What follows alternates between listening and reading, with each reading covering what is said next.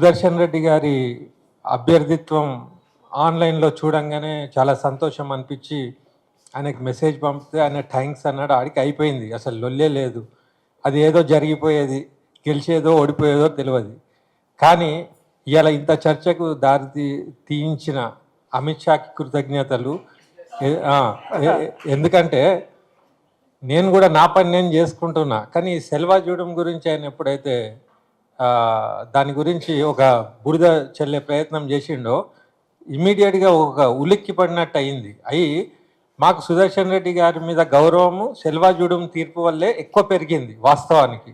అరే ఈయన ఈ మాకు అన్ని తీర్పులు కూడా తెలివై, ఆ తీర్పు మాకు తెలుసు.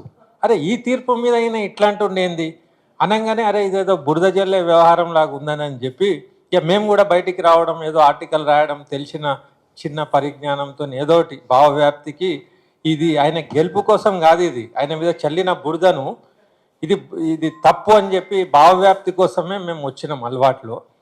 అయితే ఇప్పుడు ఆయన గెలుపు గనక ఒక కామన్ పీపుల్ ఇంటలెక్చువల్స్ ఓటు వేసే అధికారం ఉంటే ఆయన గెలుచుడు ఖాయమే. కానీ ఇక్కడ దౌర్భాగ్యం ఏంటంటే బట్టి పార్లమెంట్ సభ్యులు ఆ రాజ్యసభ సభ్యుల మధ్యలో ఓటు కాబట్టి ఇక్కడ ప్రాబ్లం ఉంది. ఎందుకంటే మనందరికీ తెలిసిన విషయమే, వాళ్ళ బలహీనత లేనిది, వాళ్ళ భయాలేంది, ఆ కేసులల్లో ఇరికిపోయి ఎంత పరేషాన్ ఉన్నారనే వాళ్ళ పరేషాన్ మనకు తెలుసు.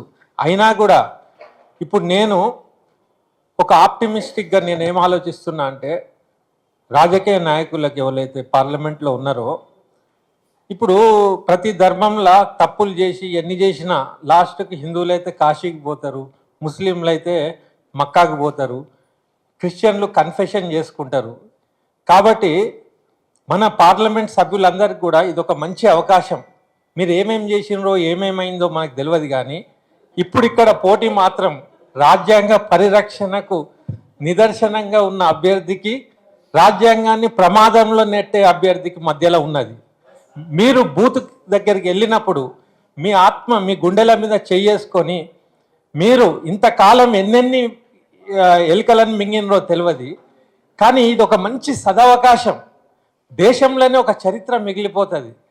లక్కీగా అయినా గెలిచిండు అనుకోండి, ఎంత అద్భుతంగా ఉంటుంది. మీ ప్యాట్రాటిజాన్ని చూపించుకునే అవకాశం ఇది. కాబట్టి బీజేపీలో ఉన్నోళ్ళని కూడా చెప్తున్నా, కొంతమంది కేసులు అయ్యి వాషింగ్ పౌడర్ నిర్మా సాఫ్ చేసుకొని వెళ్ళిన వాళ్ళు కూడా ఉంటారు. రకరకాల పార్టీలకు వెళ్ళి రకరకాల మనుషులు ఇమిడి ఉన్నారు. వాళ్ళందరూ ఏదో బీజేపీతో ప్రేమ ఉండి కూడా లేనోళ్ళు ఎంతోమంది ఉన్నారు, నాకు తెలిసిన వాళ్ళు ఎంతోమంది ఉన్నారు. కాబట్టి అట్లాంటి ఎంపీలు, నేను ఎవరి గురించి అంటున్నానో ఆ ఎంపీలకు కూడా తెలుసు నేను అప్పీల్ చేసేది. కాబట్టి నేనేమంటున్నా అంటే మీరు ఆడికి పోయినాక ఒక్క మంచి పని చేయండి మీ జీవితంలో. మీరు ఏదైతే ఎంపీలుగా నిల్చున్నారో మీ జన్మకు అది సార్థకత అవుతుంది. ఎందుకంటే ఇక్కడ క్లియర్ కట్గా కనపడిపోతుంది. అక్కడ మీరు కనుక ఎన్డీఏ అభ్యర్థికి ఓటేస్తే ఈ రాజ్యాంగం మీకు ఇష్టం లేదన్నట్టు రుజువు చేసుకున్నట్టే. ఈ రాజ్యాంగాన్ని పట్టుకొని ఈ పదవులకు చేరినరు కదా, ఆ రాజ్యాంగాన్ని కృతజ్ఞత చెప్పుకునే అవకాశం ఇదే ఉన్నది. కాబట్టి మీ ఓటు ఏ పార్టీలు ఉన్నా ఏమున్నా మీరు సరి అయిన అభ్యర్థిని ఎన్నుకోండి. ఈ పార్టీ ఆ పార్టీ కాదు. సుదర్శన్ రెడ్డి గారిని ఇటు పెట్టండి, ఆ అభ్యర్థిని అటు పెట్టండి, వాళ్ళ క్వాలిటీస్ చూడండి, అప్పుడు మీరు ఓటేయండి. అట్లీస్ట్ మీకు ఒక రిలాక్సేషన్ ఉంటుంది లైఫ్లో. తర్వాత ఇక్కడ మనం బిడ్డకు అండగా గొంతు విప్పుదాం, ఓకే. అయినా మన బిడ్డే కాదు, ప్రతి మనిషి ఎక్కడనో కాడ పుడతాడు, కాదని కాదు. కానీ కొన్ని పార్టీలు తెలంగాణ వాదము, తెలంగాణ సెంటిమెంట్ పెట్టుకొని గద్దెలు ఎక్కినాయి కదా. ఇప్పుడు ఉన్నది, మీరు ఆ సెంటిమెంట్ని మీకోసం యూజ్ చేసుకున్నారా, లేకుంటే ఆ సెంటిమెంట్ వేరేళ్ళకి కూడా యూజ్ అవుతుందా చెప్పుకునే అవకాశం ఇప్పుడు టీఆర్ఎస్ బీఆర్ఎస్ పార్టీకి ఉంది. అలాగే తెలుగు నేల, తెలుగు రాష్ట్రాలు అంటారు కదా, మీకు కూడా ఉన్నది. కాబట్టి దీంట్లో క్లియర్ కట్గా మనకు అర్థమైపోతుంది. Thank you.